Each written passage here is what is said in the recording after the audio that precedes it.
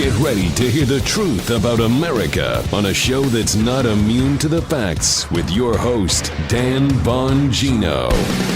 So they're really doubling down on trying to hide Joe Biden. They're not just sticking him in the basement now. I think they want to stick him in like a cave underneath the basement behind a locked door with like bolts and deadbolts to make sure he can't get out. The evidence is growing every day. The media is in a panic here, which you would think the disinterested media would be interested in getting more information vis-a-vis a debate, right? No. That's what actual media people do. I got that.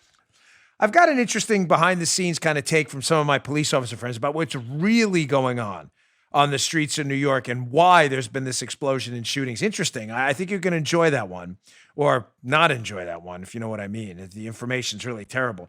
And there's this argument breaking out over where the Steele dossier came from. I think it's misguided. I want to show you something interesting I talked about a long time ago that went viral, a speech I made. And this is going to be interesting. Don't go anywhere. The movie script. Some of you are like, I remember the movie script. I know Joe does, but we'll get to that. Today's show brought to you by ExpressVPN. Go get yourself a VPN today and protect your online data from prying eyes. Where do you get it? Go to expressvpn.com/Bongino. Don't wait. Welcome to the Dan Bongino Show. Producer Joe, how are you today?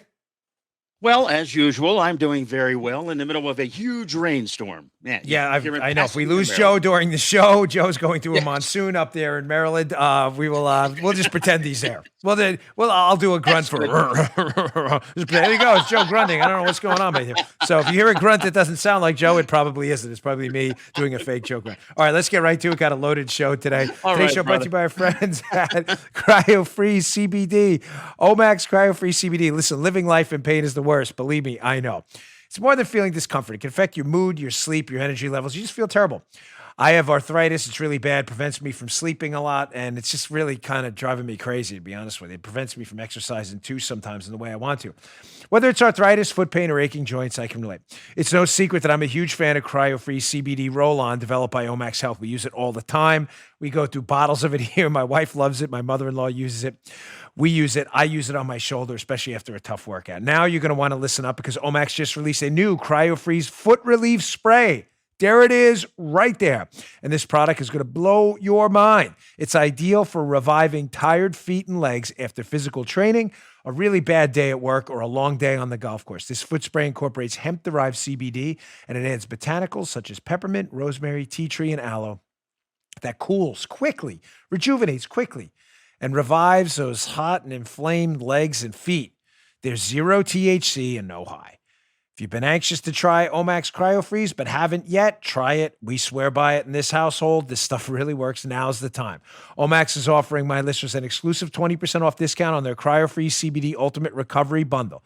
This is a curated collection of my personal favorites, including the CBD Pain Relief Roll-On, the Sports Recovery Cream, the Rapid Relief CBD Drops, and the new Foot Relief Spray. Check it out. Just go to omaxhealth.com/Dan today to get 20% off this exclusive bundle. It's only available for my listeners.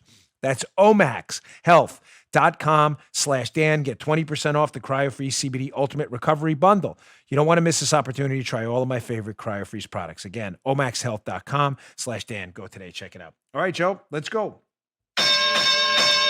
Ding, ding. So just quickly to follow up on a story we did yesterday before I get into meat and potatoes of the show. Ladies and gentlemen, again, my sources are spot on. I have never let you down on sources. Whether it was Spygate or the Clinton-Epstein debacle, the sources have been solid. Their information has been vigorous, robust, tested, and is proven time and time again to be legit. My sources are telling me Joe Biden's losing it. I said that yesterday. The show performed exceptionally well because I titled it, What You Really Need to Know About Joe Biden. Folks, I can't tell you who to vote for. It's a secret ballot in a free society. Thank the Lord, and I'm not using his name in vain for that. Thank the Lord we're a free society. I'm just telling you, if you're casting your vote for Joe Biden, you're about to vote for a man who is losing his attachment to reality by the moment. I'm not kidding. I say that with no ill will. I say that with no celebratory tone that would be sick and deranged. I say that because people, sources, are telling me he's not there.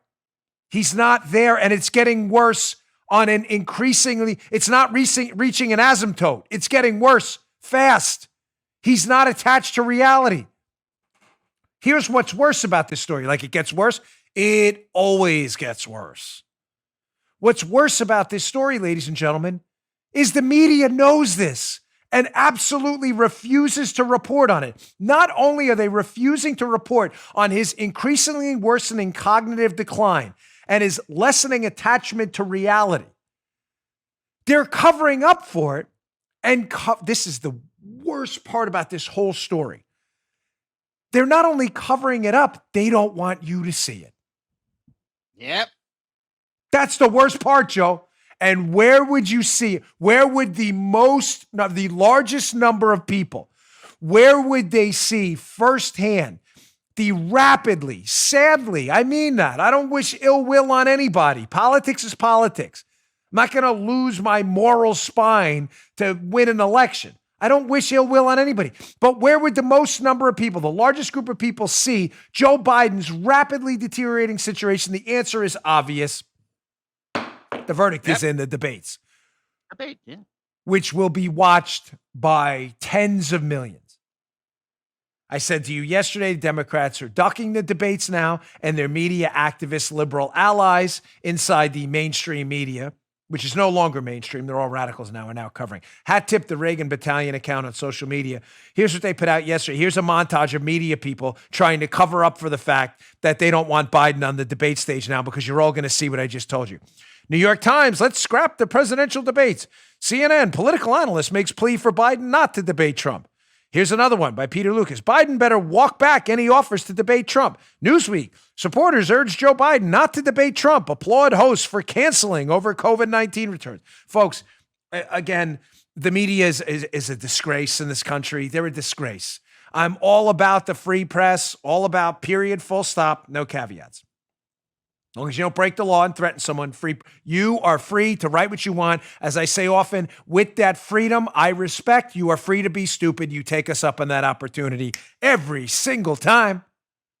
Pitching us the PP hoax and all that other stuff. You're just a bunch of discredited losers. Like, nobody really tried. You understand that, right? I showed you that Axios Harris poll last week. Remember that one, Joe? The media during the COVID-19 crisis, the coronavirus crisis, the media is only one of two entities that has lost more trust in the coronavirus crisis. The media and the airlines. Nobody trusts you. You have one job, just one. Get people the facts so they can make informed decisions. You can't even do that right. These are literally some of the dumbest people on the planet. You have one job. If you are a gavel maker, this thing has really stood the test of time, is it not, Joe? We get a lot of things people send us. This sucker's been around forever. From gavel person who sent us this. I'm sorry, I forget. Was it Karen or something? I don't know. But this thing, if your one job is to make gavels and you hit the gavel and the gavel falls apart, you failed. Your gavel sucks. Your one job in the media is to tell people the facts, and you can't even do that right. Nobody believes you. They don't believe you. You're a joke. That's why shows like this have exploded in popularity. Because people know they're not being lied to. And if we get something wrong, we actually correct it. Unlike the collusion hoaxers who have yet to apologize for lying to America. Now, showing you again how this situation, ladies and gentlemen, is getting dramatically worse by the minute. Speaking again about Joe Biden and his cognitive decline. Again, nobody should get any enjoyment out of it. I know you don't. But you need to see this. You're about to vote for a man who's going to take hold of the nuclear codes, who has no grasp on reality at all. Here is Joe Biden again, clip number 6,426, losing his attachment whatsoever with reality during an interview. And I want you to listen for the trick here. Here's what Biden does. Biden frequently loses his attachment to what he's thinking about, his train of thought. He loses it. And when he forgets what he's talking about, did you notice this, Joe? He always calls it the thing.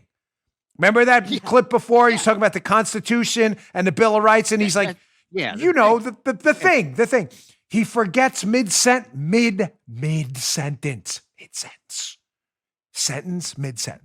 He forgets what he's talking about mid-sentence, and he calls it the thing. Watch him do it again here. Listen for the thing. Check this out. You know, there's during World War II, where Roosevelt came up with a thing that was totally different than a then it's called, he called it the World War II. He had the War Production Board. My guess is someone's either talking in his ear or has some kind of like signs behind. I'm not kidding. To remind, he clearly doesn't know what he's talking about, the war production. He loses it mid-sentence. He introduces what he's going to talk about. Roosevelt did this thing. He forgets the name of it mid-sentence. My guess is someone's either talking in his ear, folks, or somebody's reminding him on a cue card or something what the name of it is, and he calls it the thing until they can come up with it. Folks, again, this isn't just one thing. Every candidate, Trump included, me when I was on the campaign, everybody makes faux pas. You say things you want to take back. You're tired. Campaigns are really exhausting. They are, even from your basement. If you're doing 20, 30 interviews a day from your basement, which he's not, but I'm not trying to make excuses for the man. I'm just trying to give you an honest assessment, unlike the media will, of what's actually going on. People make mistakes. It's not that Biden makes mistakes. It's that he makes them. There's not an interview I've seen, literally, not figuratively, not an interview I've seen with Biden of any substance where he doesn't say something so ridiculous or lose his grasp on reality, where you should all be wondering right now what the heck is going on. I just want to highlight quick, this is my election block here because it's important. We do have an election coming up. Red State's got an article up too. These polls are tightening up, folks. I think people are becoming increasingly uncomfortable with Joe Biden as a presidential candidate right now. I think they're really starting to understand that some of them who don't like, you have the pro-Trump crowd are obviously going to vote for Trump. Me included, we get that. My wife, Joe, everybody gets that, right? Then you have the people in the middle who I think are starting to realize Biden's just not there. He's just not there. Then you have the anti-Trump crowd who are going to vote for Biden no matter what. But I think the people in the middle are starting to realize, and you can see it in Trump's approval ratings going up, that even if they don't like Trump's personality, the bravado, the persona, the machismo kind of thing, you see in the Red State piece, his approval ratings going up anyway because Biden, they just can't trust him. This piece is up in the show notes today by Nick, what's his last name? Adams? Trump approval soaring, voter enthusiasm outstripping that of Biden supporters. You're seeing that now. And interestingly enough, Trump's approval by Rasmussen right now is 51%, which is good. Obama's at the same time, Joe, is 44%. So if you're going to tell me like, oh, Trump, it's over, it's all, folks, hard pass. I'm not predicting anything at this point. I'm staying out of the predictions game. I'm simply telling you any of these apocalyptic predictions that Trump is doomed, he has no chance of winning, are just absurd. You can sideline all those. All right, let me move on because I've got a lot of material to cover today, including some stuff from yesterday I didn't get to.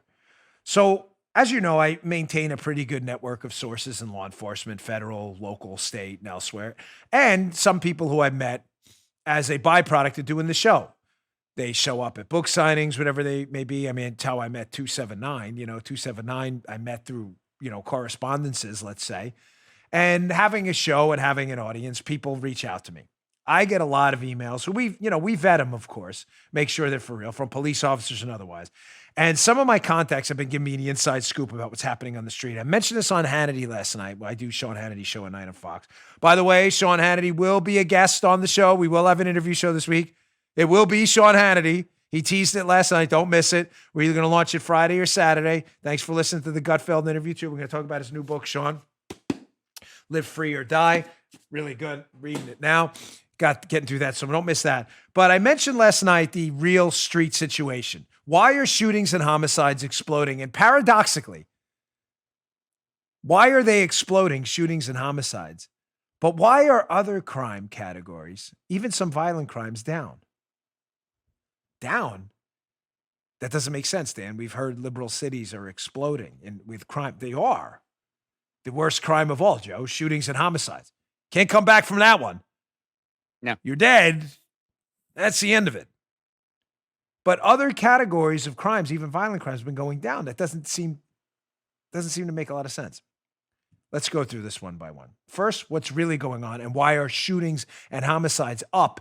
And to be crystal clear, because we do facts here, up dramatically in liberal-run cities. And so we're defining our variables correctly, unlike mainstream media loons who love to lie to you. When I say liberal cities, I'm discussing cities here, Chicago and New York, that are monopolistically run by liberals. Their city councils, their city governance boards, their city commissions, their mayors are all liberals, supermajority. Chicago, New York. You understand? Republicans have almost no power. Almost none. They can't filibuster things. They have no majorities. You get what I'm saying? So when we talk about the explosion in shootings and homicides in liberal-run cities, I'm defining the variable precisely, unlike media lunatics who never give you precise definitions. And when I say exploding, I'm talking specifically about Chicago and New York. What's going on? Well, here's what my contacts are telling me. It's what I called last night the 2 Gs. Don't forget this. It's gangs and kids who are on the street with grievances that have had these grievances for a long time. Now, when I say kids and adults on the street too who have grievances, I'm talking about sociopaths here. I'm not talking about like Joe and I have a grievance over a show where Joe made an edit. I'm like, yeah, Joe, what you a bad edit? That stinks. Joe and I are civilized folks who we're not going to, Joe, I'd like to challenge you to a Hamilton-Burr duel in New Jersey on a cliff. Joe and I are going to do that. We're grown adults. We're going to talk it out. Paula was mad at me last Friday. We worked things out because it's me and Paula. I even said it on the Gutfeld show. It became kind of a long time. And the interview show went totally off the rails at one point. It's so hilarious. But we're adults. That's not what some of this criminal element in the street, when they have grievances, Joe, a lot of times it turns deadly. So I'll get to the gangs thing in a minute. But you may say, well, if they've had these grievances for a long time, why are shootings and homicides spiking right now? You just said they've had these grievances for a while. Well, let's dig a little deeper. This is for my law enforcement friends. These sociopaths in the street, drug lords, whatever they are, hate each other, who would have whacked each other sooner, weren't doing so years ago in many cases. Number one, because a lot of them were already in jail. Deep analysis, right, Joe? Incredible. I'm being sarcastic here because one, what I just told you is true, but two, it doesn't require a deep analysis. When Rudy Giuliani and even Mike Bloomberg, who was the mayor of New York City, both two mayors of New York City, and even Bloomberg, who continued some of Rudy Giuliani's policing broken windows policies, they aggressively policed the city. Again, I don't mean aggressive physically, like they were hunting people down. I mean aggressive in that they enforced the law. If you were a drug dealer on the corner and you got caught with an open container of liquor, you're not allowed to drink in the streets in New York. I'm not debating whether that's a good or bad. I'm just telling you what is, okay? Unlike the media, you would probably get a C summons, and if the cop was going to write a summons, he would give you a pat down around your waist to make sure you didn't have a gun. You wouldn't shoot him while he was writing the summons. You're allowed to do that. Well, when we started doing that in New York City, people got caught urinating in public, open container, disorderly conduct, and they got patted down. A lot of those guns with these people who had grievances got taken off the street because a guy who was going to be arrested for an open container was now arrested for what? Criminal possession of a firearm. The Giuliani era doubled down by giving, there were basically mandatory sentences for a lot of these people as well. So the word got out in the street with these sociopaths with grievances and fights with their beefs with their other, drug dealers and other people in the neighborhood. The word got out, don't carry a gun in the street. These guys will toss you, frisk you for, open containers or disorderly conduct. You're going to go to jail for a year. Ladies and gentlemen, criminals talk. They're not stupid. They have criminal enterprises they have to run to. They're not dumb. They're not. They know what they're doing. Some of them would actually be pretty good business people if they get out of the criminal business. Word got around in New York. Don't carry a gun. So what did they do? I remember this when I was a cop. They'd sit in groups and, they still wanted protection. So they'd keep the gun and they put it like in a paper bag and store it on a bench next to them. So we learned as cops again to go and look at the scene too.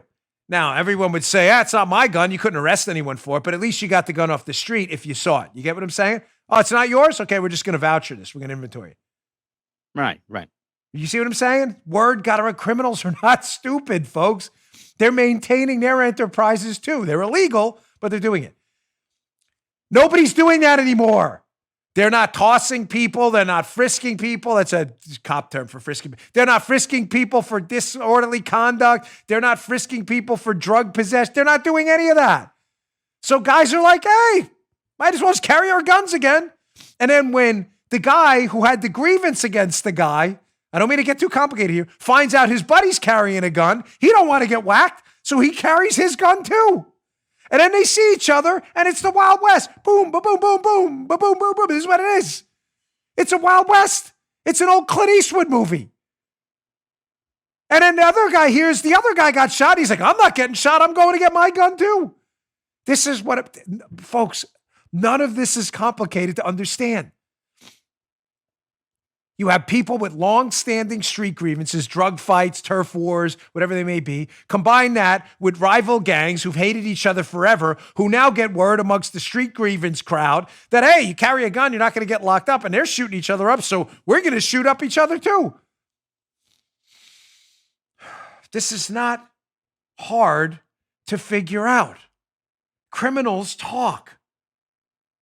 So that's element number one. Why are shootings and homicides up? Because people have no fear of being arrested for carrying guns anymore. The grievances they've had in the past are now turning into gunfights, not grievances. And gangs are taking notes. Oh, yeah, nobody's getting pinched for gun possession. We might as well carry ours. We're the toughest gang in town. We'll show you. I want to be like the cowboys from Tombstone or something. Now, second part. This is a real paradox for people to figure out. Why are other categories of crime down? In some cases, down dramatically. Burglaries, many cases, street robberies, but shootings and violent crimes are. If these liberal cities are becoming violent, Wild West-like towns, which they are, by the way, why are other violent crimes down? I said this on Sean, so if you listened, you're probably getting a sneak peek ahead, but I'll tell you again. Folks, the economies in these largely liberal-run cities, Chicago and New York, to be fair, as a result of coronavirus, and it's not just simply the liberal policy, this has a lot to do with it, but a lot to do with the coronavirus, misinformed, dopey lockdowns too. The economies are so bad, nobody's coming into the cities. So what's the problem, Joe?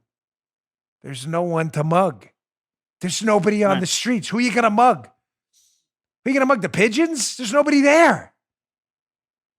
Now, why would burglaries be down? I asked Paula last night. Went into bed. She was almost trying to sleep, whatever. I said, why do you think? She figured it out right away because she's smart. She said, because people are home all the time. They're not going to work, so burglaries are down too. Why am I telling you any of this? Because I watched Marie Harf, I think it was, on Fox yesterday. And I see a lot of these liberal commentators. They do this same thing. Ladies and gentlemen, I talked about it yesterday in relationship to unemployment benefit and this study that's a scam. You have to learn to pick apart liberal narratives piece by piece. Their new narrative about exploding crimes in largely liberal cities, shootings and homicides, which is very real. There are dead bodies to prove it. Their new narrative is, well, other categories of crimes are down. Yeah, that's because the economies are so bad that there's nobody there to rob. That's not a marker of success. Please, the verdict is in. Please stop saying that. That sounds really dumb. There's nobody to mug and burglaries are down because everybody's home. There's no empty house to burglarize. And one of the other arguments they're making, which of course takes an element of truth, Joe, and fabricates and weaves a fantastic narrative from it that's not true. You have to learn to parse this too. The other narrative I've heard them say, the liberal talking heads on television, is, well, violent crime and shootings in many cases and homicides are up in some cities with Republican mayors too. They're not wrong. There are cities with Republican mayors out there that have seen a blip in shootings. Tulsa, Jacksonville, with Lenny Curry, and the mayor of Tulsa is a Republican too. But again, folks, you have to parse it and see what they're doing. They're trying to distract you. Those shootings are up, and in some cases, homicides are up. But they are up by maybe 10, 15%. Cities run by Democrats, they're up 25% or more in many cases. In New York and Chicago, in some cases, triple digits when it comes to shootings. So again, your point is what? that, yes, there's shootings and homicides have spiked in Republican cities, but far more in Democrats? That's your point to defend the Democrats? I'm unsure where you're going with this. I'm missing your point here. Of course I'm missing, because you don't have one. You have to learn to parse through their nonsense. And ladies and gentlemen, it's always nonsense. All right, let me get to my second sponsor. I want to get to Joe, remember the movie script? It's back. Yeah. The movie script is back. What's the movie script? Why does it relate to Spygate? I'll just tease it before I get to our second sponsor here. But ladies and gentlemen, the plot to take down Trump started in 2007. 2007, that's not even possible. Hear me out. We'll get to it. All right, today's show also brought to you by my friends at We the People. Got one here. This is one of the different ones. I usually show you the Constitution holster, but sometimes I like this one. This is more simple. This is black, simpler look, but still the same precision mold. A fantastic top of the line inside the waistband holster. You're going to love it. Listen, if COVID wasn't warning enough, the last few weeks have reminded us all why there's a Second Amendment. You don't want these defunding the police nonsense. You might be the only one there to defend yourself in some of these places. That's why you need to be properly trained with a firearm, and you need a top-of-the-line, precision-fit holster. And we like here, and I use We the People holsters. Starting at just $39, We the People holsters are custom designed to fit your firearm perfectly. Look at that. That's a precision mold. You can look right through it. Fit to your firearm perfectly. It's not some one-size-fits-all where the firearm's going to be bouncing all over the place, God forbid, and it falls out. It's made right here in the USA. It's not made in the Chaz. It's not made in the Chop. Made in the great old USA. They have thousands of options to choose from, plus an amazing selection of printed holsters. I usually show you the Constitution one, but I have this one too. I like this one. Sometimes I like the black because it fits in with the, either the color pants I'm wearing or whatever it may be. Their proprietary clip design you'll see on the back allows you to adjust the cant and the ride so it's comfortable. Not like, again, those other inside the waistbands rubbing up against that hip bone. You're like, ugh, get this thing out of here. Support American companies. Go to WeThePeopleHolsters.com/Dan. Get yours today. Don't wait. You can't beat the prices either. Every holster ships free, comes with a lifetime guarantee. You get an additional $10 off with the offer code Dan. Come on, $10 off extra with offer code Dan. You can't beat that. Satisfaction's guaranteed. Not a perfect fit? Send it back for a total refund. Go to WeThePeopleHolsters.com/Dan. That's WeThePeopleHolsters.com/Dan. Go today. Pick yours up. You're going to love it. Check them out. All right. So some of my older listeners, I mean, older chronologically in your age, I mean, older than that, you've been here a long time, know that I love the Spygate story, but I only talk about it when I feel like I have something to say, because then I feel like I'm trying to sell you too much on something, and I don't want to do that. But the spying scandal on President Trump is the biggest political scandal of our time. There is not even a close second. It's very simple. Obama, Hillary, and a bunch of political operatives they paid spied on the president and got the FBI to basically open criminal cases against their political opponents. It's no more complicated than that.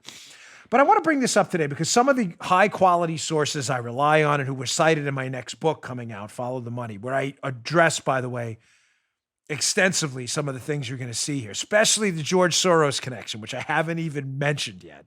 It's in my book. It's like the whole first 2 chapters of my book. One of the arguments breaking out is, okay, if all this stuff was fake, right? The dossier was fake and they used it to spy on Trump. Well, where did it come from?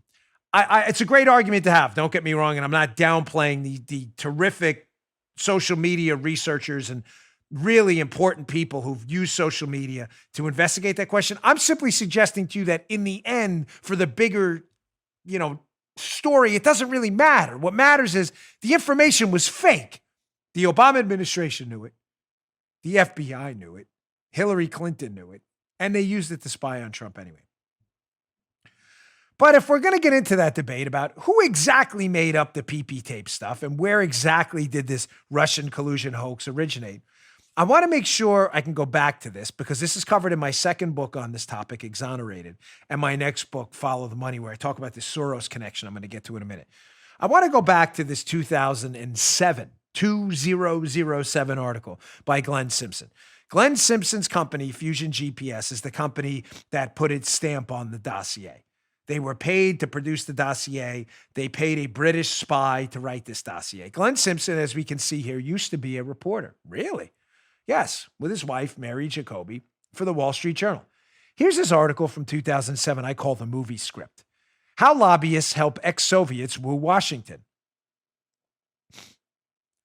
Back in 2007, The guy Hillary paid to grab the dossier and get it out there was writing articles about how Russians are trying to woo people in Washington. Yes.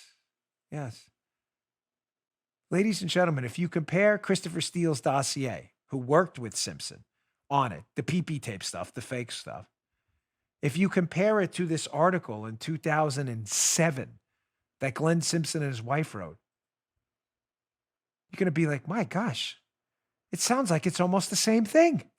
That's why I call this 2007 article from the Wall Street Journal by Simpson the movie script. The movie script to take down Trump, ladies and gentlemen, was already written.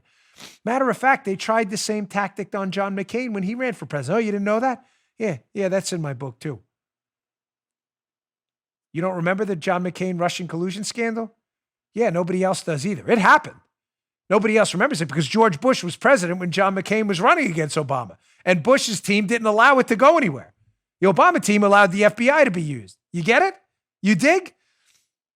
Here's where this whole dossier, PP tape, Russian collusion thing starts. Starts right back in 2007. Let me lay out for you bit by bit. I'm going to show you how the same exact cast of characters appear in 2007 by Glenn Simpson. Remember, he's the one paid to produce the dossier, but Simpson has always said, no, Christopher Steele did it. We paid him and he had this network of sources, blah, blah, blah. That's all garbage. It's all garbage. This was Simpson's story from the start. Look. Let's go to screenshot 1 from the movie script, the Wall Street Journal piece. Again, this is from 2007.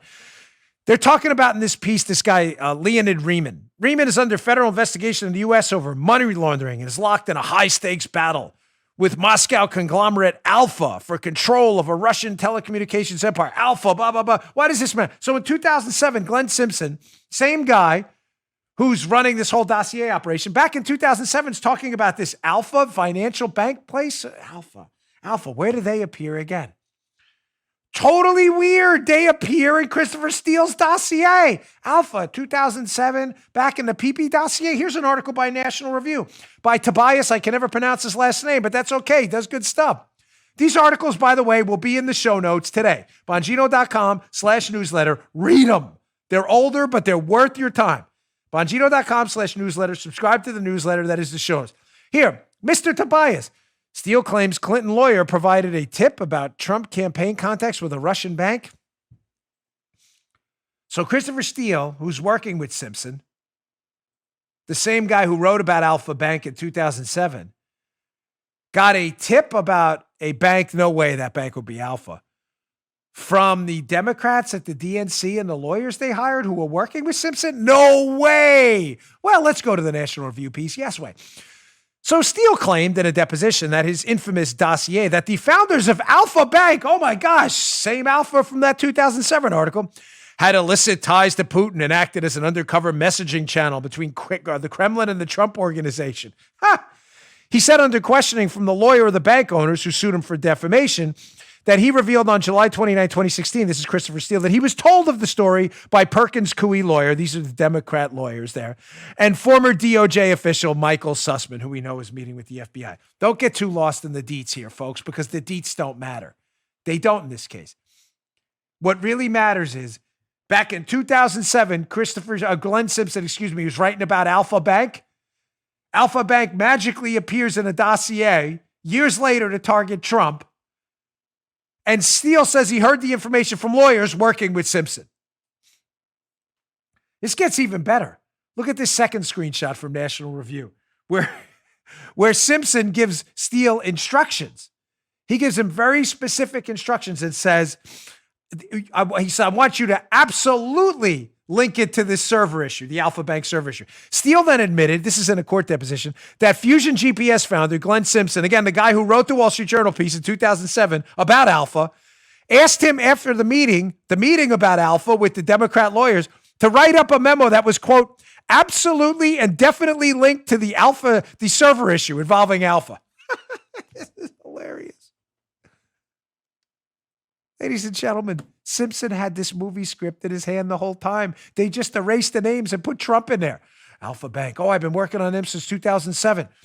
Hey, I think we can connect them to the Trump team and a server in the Trump Tower and Alpha Bank. Is there any real connection? No, it's all made up. But Steele, go talk to the Democrats. They'll tell you more about it. And then write a memo absolutely linking them to Alpha.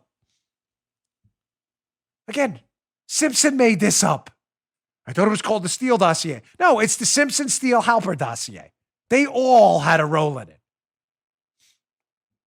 You don't think this story started in 2007? Like, all right, Dan, Alpha Bank appears in Glenn Simpson's article, appears in the dossier stuff. There's got to be. That's weak. Oh, no, there's more. No, there's more. Stand down. Stand easy, as they said in the academy.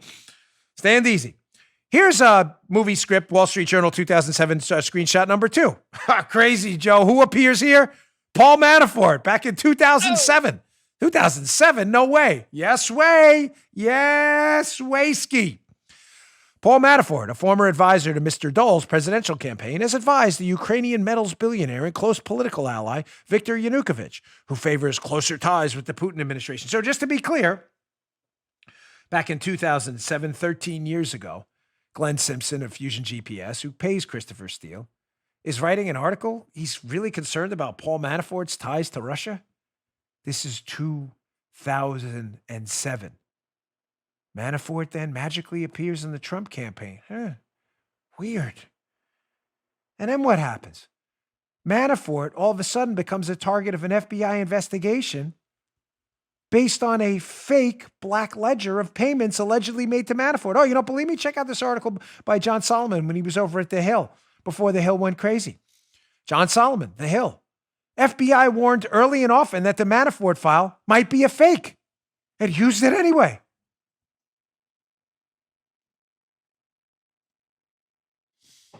So just to be clear, for everyone, and listen, debate away. I read all your stuff. You guys are all great. For everyone debating, did the information start with Steele, Danchenko, Olga, all these people? All good questions. I'm going to throw out to you that the large majority of the fake PP dossier was a story Christopher Simpson wrote in 2007. All of the players who reappear in the dossier against Trump. And if they reappear, they are targeted based on fake information like Manafort, where they produced magically a fake dossier called the Black Ledger that appeared out of Ukraine. Look, we got to investigate Manafort. We've got this ledger of payments he was made. He didn't pay taxes on. It was all fake. It was all fake. It was all fake. Just like the Alpha Bank Trump Tower connection. Fake. But they needed fake information because they needed to go back to Glenn Simpson's movie script to make it seem that it was real. Say, all right, Dan, Alpha appears in 2007, Manafort. You got anything else? I always do, of course. This is a fascinating one. So back in 2007, Glenn Simpson writes in the Wall Street Journal about Oleg Deripaska, who has close ties to the Kremlin and emerged from the aluminum wars of the 90s with a virtual monopoly on the nation's aluminum production. Deripaska's long been dogged by allegations from rivals that he uses bribery, intimidation, and violence to amass his fortune. Oleg Deripaska. So we know back in 2007, Glenn Simpson's really interested in Alpha Bank. Alpha Bank appears in the dossier against Trump. Wow, crazy. Interested in Paul Manafort. Manafort appears in the dossier with Trump. Crazy, using fake information to target him. Now we know Deripaska's in that 2007 article. There's no way he reappears in the scheme to take down Trump and spy on him, right? Of course he reappears. Let's go to this Fox News article. Yeah, every single time. Fox News. Democrat Senator Mark Warner, who conveniently was on the Intelligence Committee targeting Trump, texted with a Russian oligarch lobbyist in an effort to contact the dossier author, Christopher Steele. Who's the Russian oligarch? No way, ladies and gentlemen. Yes way. It's Oleg Deripaska, who appears back in the 2007 movie script article by Glenn Simpson, paid by Hillary Clinton to gin up fake information on Donald Trump. Now, you may say, gosh, this can't get any worse. Ladies and gentlemen, as I say every day, it always gets worse. Always. Everyone Glenn Simpson seems to be interested in his journalism career, if you want to call it that, back in 2007, seems to magically reappear in this fantastic pee-pee tape story he writes again to target Donald Trump. He took the movie script, Simpson, attached fake information to real names, Christopher Steele, Danchenko, and others, and just had them rewrite a dossier. Steele tells you he was instructed by Simpson to put this stuff in there. Simpson wrote this stuff.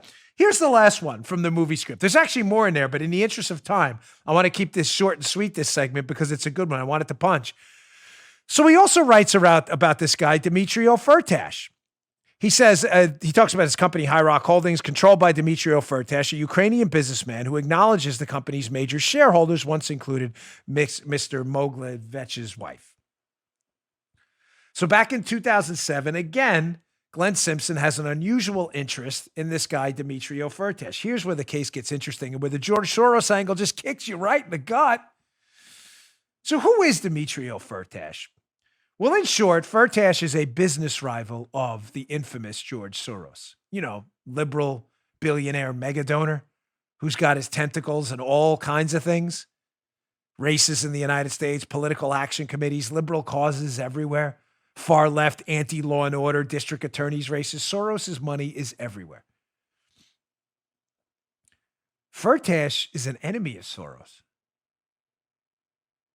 And it's interesting that Glenn Simpson has a real interest in Fertash, in trying to take Fertash down.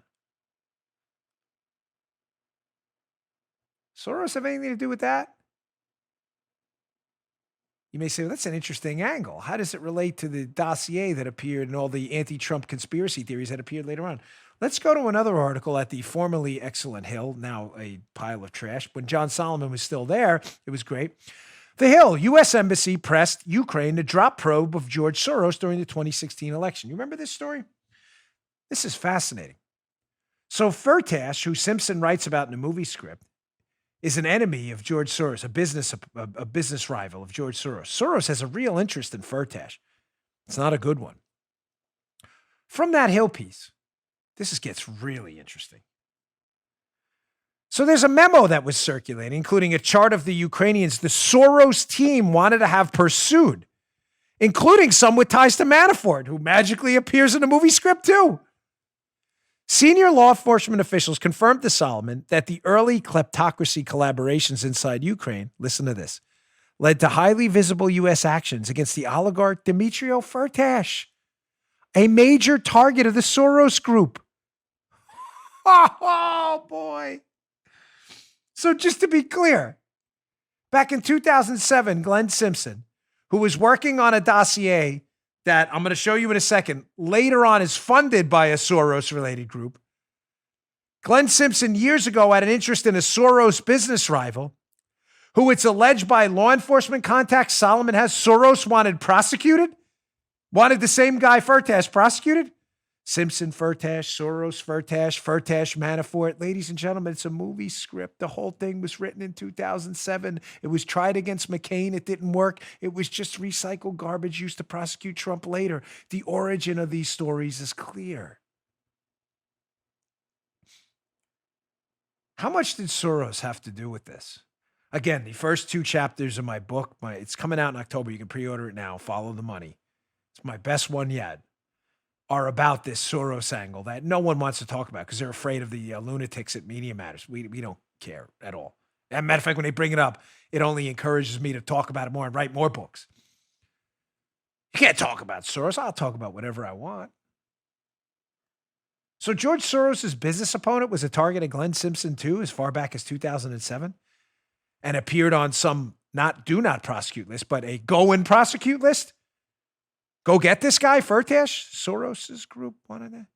Was that to take out a business rival? Did that have anything to do with Glenn Simpson's interest in Fertash? I'm just checking. I'm just asking the question. Is that okay? We allowed to do that? You know, they have on the 5 one more thing. Let's throw one more thing in here. So let's go to this Federalist article about George Soros, because this is fascinating too, by Paul Sperry from a while ago. Again, be up in the show notes. Soros funded PR shop constructing media echo chamber to push impeachment. Fascinating. Let's look at this little takeaway from the piece about how George Soros seems to have the exact same enemies as Glenn Simpson, who wrote about these people. So the Democracy Integrity Project is led by Dan Jones. The Democracy Integrity Project, which takes money from Soros, by the way, who worked for Dianne Feinstein. It employs the key opposition research figures behind the salacious and unverified dossier. Fusion GPS co-founder Glenn Simpson and ex-British intelligence officer Christopher Steele. Its financial backers include actor-director Rob Reiner and billionaire activist George Soros. So Simpson writes back in 2007, Glenn Simpson, about Dimitrio Fertash. Soros doesn't like Fertash. Allegations surfaced that Soros wants Fertash prosecuted in Ukraine. Conveniently, to hide Ukraine, an impeachment hoax develops against Trump, who's looking into what happened in Ukraine.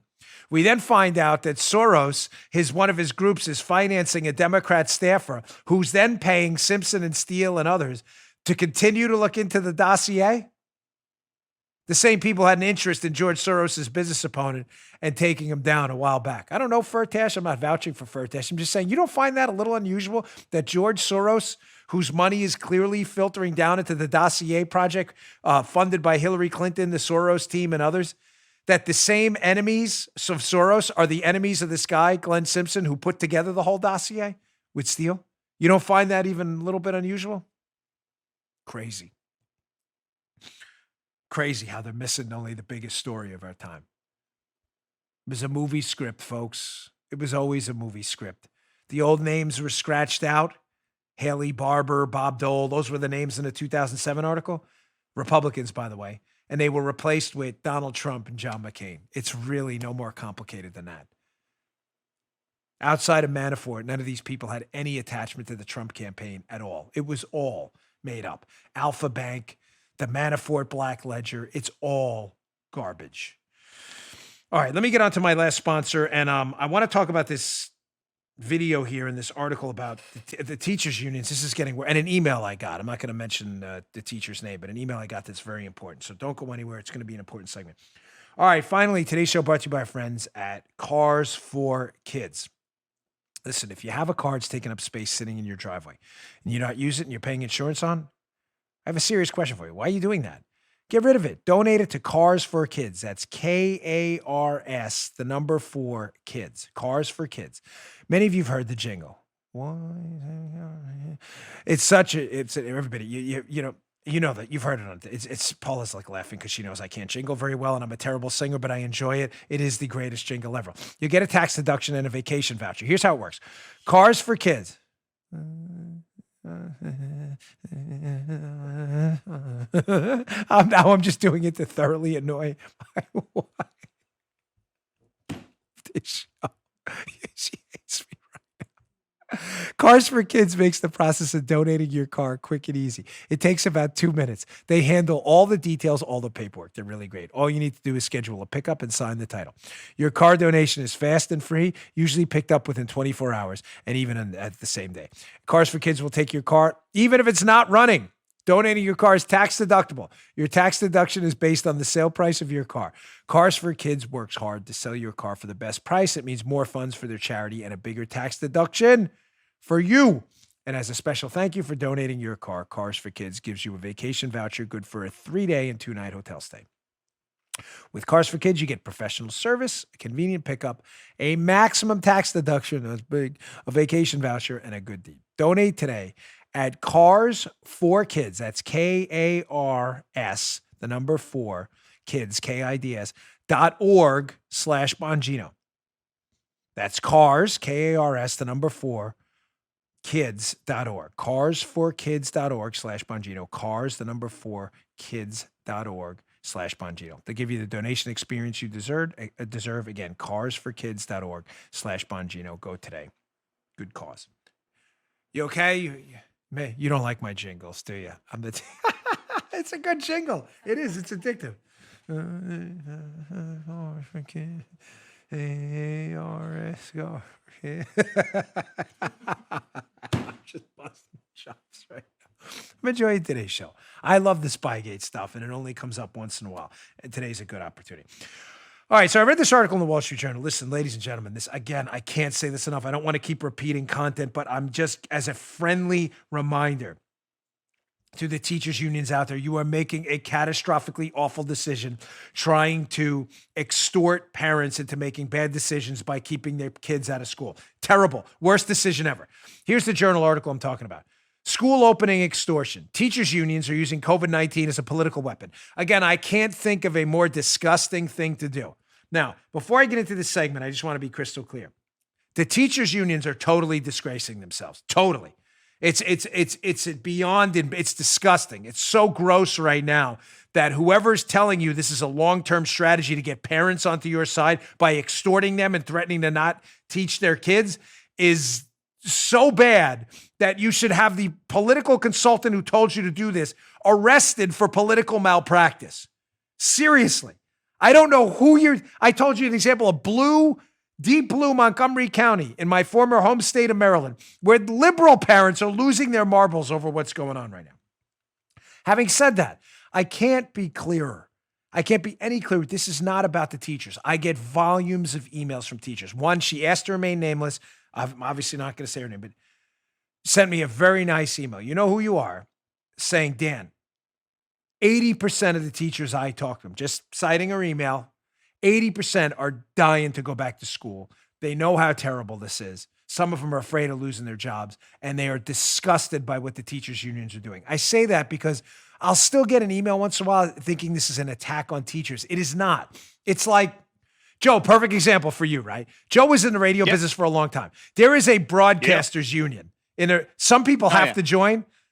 I know people who had to join who hate being a part of that union. I'm just saying, they've told me that. I don't know anything about them. I'm not in it. I'm not bad-mouthing. I'm just saying, I remember this conversation. I'm tired of paying these dues. I don't like these people. They're two different things. The broadcaster, the union. They're two separate things here. The teachers, Joe knows exactly what I'm talking about. The teachers and the teachers union. This is not about the teachers. Not about the unions are a disgrace. From the Journal piece, this is a great line. Like whoever told them this was a good idea, the unions, we're not going to teach your kids and you're going to pay us more. Yeah, good strategy there, folks. Quote, Wall Street Journal. The teachers' unions have a cynical interest in forcing their competitors to shut down too. What a humiliation it would be if charter and private schools reopen and demonstrate that in-person education can be done with the right risk mitigation. Or if parents unsatisfied with the public school's response to the coronavirus decide a private school would be better for their child. Can this get any worse? Can you imagine a worse scenario where the teachers unions don't want their teachers educating your kids in public schools, but they don't want their competitors in non-union charter schools open either because they don't want to be humiliated when the teachers open up and do it safely? That's right. Joe, Joe, I'm not kidding. Can you imagine a worse strategy? I mean, no. I'm trying to think of like analogies here to make sense. How bizarre this is. It'd be like in Joe's old business. Listen, we don't like our radio audience. So what we're going to do is we're going to keep the show off the air for a month until advertisers start paying a higher rate. You'd be like, that's a good one. Is that it? Right? We're not broadcasting anything until you come up with higher CPMs for ads. You'd be like, who told you this was a good idea? Who told you this? We're not teaching your kids until you pay us more. And by the way, if you try to send your kid to a competitor, we're going to shut them down too. They're making it even worse. It'll be like, we're not running a radio show till the advertisement. It's going to be nothing but white noise on the air. And by the way, we're boycotting our competitor. We're going to shut them down too. You can't even listen to them too. We're going to make sure they're off the air. Who told you this was a good strategy? Where did you get this? On what planet do you think this is going to work? I'm doing this fighting for the teacher. I'm not kidding. I love teachers. I always say, Miss Shortino. I don't even know if Miss Shortino is still alive. I love Miss Shortino. St. Pancras, my fourth grade teacher, she was great. She used to give me books I'd pretend to read. It was terrific. Poor lady, War of the Worlds. She gave me what's a Call of the Wild with Buck and everything. And I tell her I read them. I don't think she knew. She probably knew I didn't read them, but I just liked the free books. Swiss Family Robinson. But they were around, and eventually I picked them up and looked at them. I think. I actually read the Call of the Wild, probably 7 years later. But I loved Miss Shortino. She was great. Miss Gilfeather, I know she's passed. God rest her soul. She used to say, Dan, life's a bowl of cherries. Don't fall in the pits. It was genius. Maybe not Plato-like material, but it was genius when you're, 5 years old. Who the hell knows how? I forget what year. No, that was 5th grade, so I was older. They were great teachers. Sister Ellen was a little mean in 3rd grade. She wouldn't hesitate to give me the old on the head, but listen, I learned a lot. I love teachers. I'm doing this in your best interest. I'm not kidding. You all are great. I read your emails. Your unions are failing you. They are destroying your brand. You have a brand. Everybody has a brand. I don't mean that in a mercenary capitalism sense. I mean, you need parents and you to be on the same team. And to be on the same team, your brand is selling the parents on the idea that you're producing value for their kids, is it not? That's what it is, right? We have a brand on this show. Joe said it, ironically, of all the marketing people I've ever paid, I swear on my life, we paid a lot of dough for marketing. Joe said it best to me one time. He goes, Dan, our show is everything you need to know in an hour. That was it. I loved it. It's it. Joe, that was Joe, not me. I didn't make that up. Joe did. He got no bonus for that either. It's a damn shame. This year, we'll have to give you a bonus end of the year. But that's our brand. Facts and the stuff you need in an hour, little over an hour for your ride home. That's always been our brand. Teachers have a brand.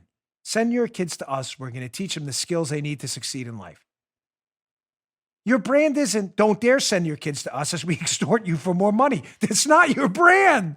Who's telling you that? That's not your brand. It's not good. Now, Paula's laughing. She was mad at me after my jingle. Now, it was a great jingle. Now she's back on Team Bongino. This is great. Showing you how this is based on nothing, by the way. We're going to keep your kids out of school until you pay us more. Here's the CDC director. This is a different clip from the one I played. It's the same guy, but different clip. This is Dr. Robert Redfield testifying in front of a committee saying, listen, I actually have a person in my family who's high risk, and I want them back in school too. There is no science to back up your assertions that you should be extorting parents for more money, keeping their kids out of school. Listen to the CDC director himself. Check this out. I just want to reemphasize, because I don't think I can emphasize it enough. As the director of the Centers for Disease Control, the leading public health agency in the world, it is in the public health interest of these K through 12 students to get these schools back open for face-to-face learning. Mental health service, 7.1 million kids get it in school. Nutrition, we talked about. Reporting of child abuse, sexual abuse, mandatory in schools. The isolation that these adolescents are feeling that now is associated with increase, as you mentioned, increased drug overdose deaths and now increased suicides. I think it is really important. As a grandfather, 11 grandkids, I want these kids back in school. I have one grandchild with cystic fibrosis. I want it done smartly. All right, but I think we have to be honest that the public health interest of the students in this nation right now is to get a quality education in face-to-face learning, and we need to get on with it. Folks, you just heard it right there. It's really time for the liberal hack media, the PP tape hoaxers, who I know they're all about gaslighting and hiding Joe Biden and everything, get that. But you're sacrificing an entire generation of kids on the altar of liberal activism. It's time for you to start reporting on this and the disgrace that has become the teachers' unions, the total disgrace. It's time for you to tell the American people the scam that's really going. This is an extortion racket right now, based on no science whatsoever. All right, I teased this yesterday. I want to get to this tax article. It's important. I got about 10 minutes left in the show. This is a critical, important piece. Folks, you have an election coming up, obviously, Joe Biden. It's a binary choice at this point. Biden's a disaster. We know that. We know he doesn't know where he is. He doesn't know he's running for president. But I wanted to focus on, for this election 2020 kind of part deux, section B block, how is he actually going to affect your wallet? Because there's some confusion. And here's where the story originates. My mother-in-law comes over a lot. We love her to death. And she's really a big Trump supporter. MAGA to the core, And when I was explaining to her the things Biden and his Democrat allies have promised to do if he's elected, she was genuinely stunned to the point where we had to talk her out of not emptying her retirement account. She was, I'm not trying. And then Paula was mad at me. She's like, you're freaking out my mom. She's going to spend all night worrying. I wasn't trying to worry your mom. I'm just trying to give you the facts so you understand what decision you're making, how critical this is if you're still up in the air. My mother-in-law's going to vote for Trump. It's not even a mystery. But there are some people out there who really believe that Biden is somehow going to be good for their wallets. And my question to you is, why do you believe that? What has he told you that's going to be good for you, your wallet, and your business? Let me go to this Wall Street Journal article. And they lay out a whole bunch of taxes called Read Joe Biden's Lips. New taxes.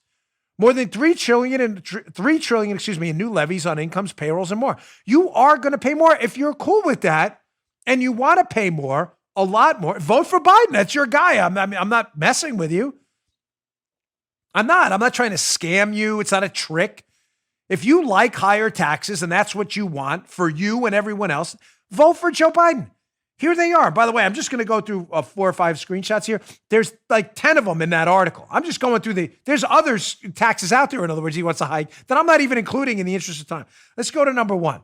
I told you I'd talk about this yesterday. It's important. Individual income taxes. He's already promised to repeal the Trump taxes, the Trump tax cuts. So if you're a middle-class person, your income taxes are going to go up from 24 to 28%. Or if you're in the lower middle class, it's going to go up from 22 to 25. And the top marginal rate's going to go to 39.6 from 37. They're also going to repeal the $10,000 SALT deduction, so a lot of rich folks are going to get a nice little benefit. Right? You want to pay more in taxes in the middle class? Vote for Biden. Your rate will go up. If you're paying 24%, you'll now pay 28, 3% more of your income. If you're paying 22, you'll pay 25. That's 3% more. 1, 2, 3. If it was Joe Biden, 1, 2, 3. If you're watching the YouTube, you'll get it. Counting toes next. You want to pay more? Vote for Biden. He's your guy. He said it. I'm going to repeal them. They're going to have a majority if they win. They'll do it lickety split. Number 2, payroll taxes. Social Security, the other stuff. He wants to apply the 12.4% Social Security tax to all incomes over $400,000 with no cap. The current payroll tax comes off after $137,000 of income. Come back to me. This is important. People understand this. That Social Security tax isn't levied after a certain amount of income, $137,000. There's a reason for that. There's an old adage in Washington, D.C. you should memorize. You may not like it. It may not be cute, but everyone in D.C. knows what it is. And you know what that is? A program for the poor is a poor program. Yeah, I remember that one. Remember Yeah, that? I know. Mm-hmm. I was going to kind of say like Joe, because I've said this before. I've heard this from many people. Why is a program designed for the poor a poor program in Washington, D.C. parlance? Because to get mass consensus on an issue, Social Security, Medicare, whatever you need to pass a program, people want to feel like, yes, it's helping people who are poor, but you have to earn it. You may not like that. You may be a liberal and you may feel like nobody should have to earn anything. I don't care. I'm telling you, to get the United States en masse to back a program, Social Security, what else, they want to feel like people have to earn it. The idea with Social Security is after $137,000, the rest is just redistributed money and you're just paying for other people's retirement income. So in order to make Social Security feel like an earned benefit, because you're not going to get that much from it, the earnings you could be taxed on were capped. Because anything taxed above that, you weren't getting back and it would be redistributed. You get it? No one wants to pay for a retirement fund for someone else. That's why they capped it.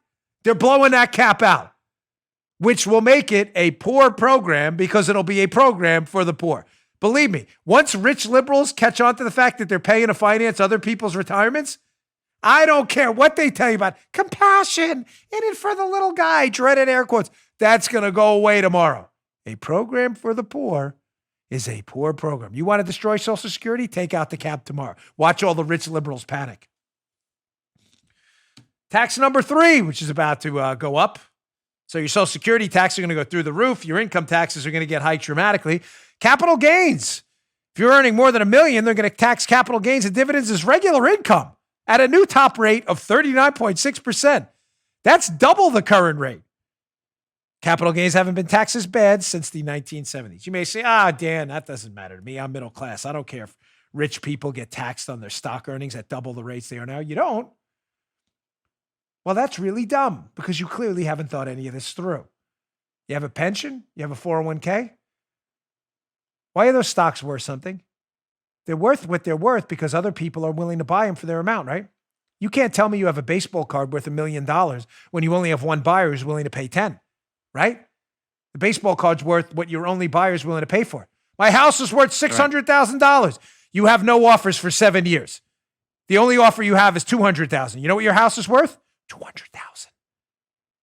Now you've got a bunch of rich folks who are now paying double the tax on their stocks they paid before, meaning their earnings on those stocks are going to go down, meaning those stocks to them are worth less. So when your pension tries to cash those stocks out, all those rich people who are going to buy them up are only going to buy that many fewer stocks because they don't have as much money, meaning you don't either. Oh, it's not going to affect me. That's the rich idiots. Good luck with that one. You clearly haven't taken an economics class. Those, air quotes, rich idiots are the ones buying the stocks from you, keeping the valuations high. Yeah. Number 4. This one's a doozy. I told you about this the other day. So Ron Wyden, the ranking Democrat, suggesting taxing unrealized gains before the investor sells using a mark-to-market scheme. Folks, I talked about this. This freaked my mother-in-law out. Ron Wyden is a prominent Democrat in the Senate that is actually talking, if they get in charge and take power, about taxing stocks you haven't even sold. By the way, no refunds if you lose money on the stocks. You haven't even sold them. You understand what I'm saying, right? You bought a stock 15 years ago in IBM. It's up 100%. You bought it, whatever, at 50, it's worth 100. You haven't sold it. Mm-hmm.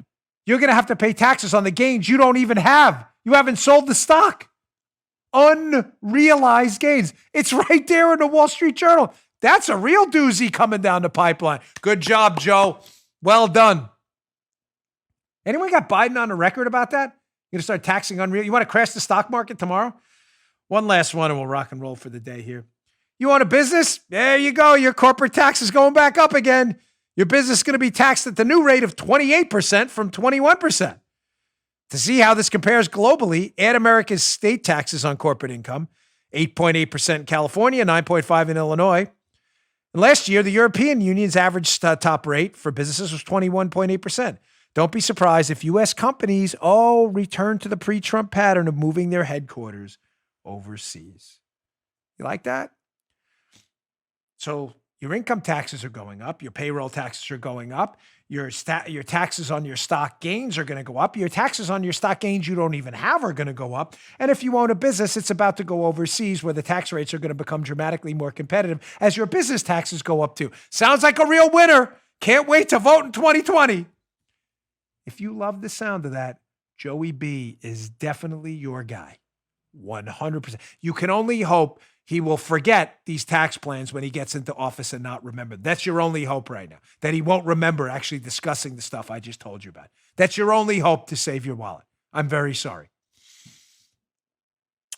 All right, folks, thanks again for tuning in. I really appreciate it. Please subscribe to the show on Apple Podcasts and at youtube.com/Bongino. I'd like to get to 1 million now. That's a bold goal. We're at 500,000 subscribers on YouTube. Let's get to 1 million, youtube.com/Bongino. I really appreciate it. We put a lot of work into the video show. We appreciate your support. Thanks again. See you all tomorrow.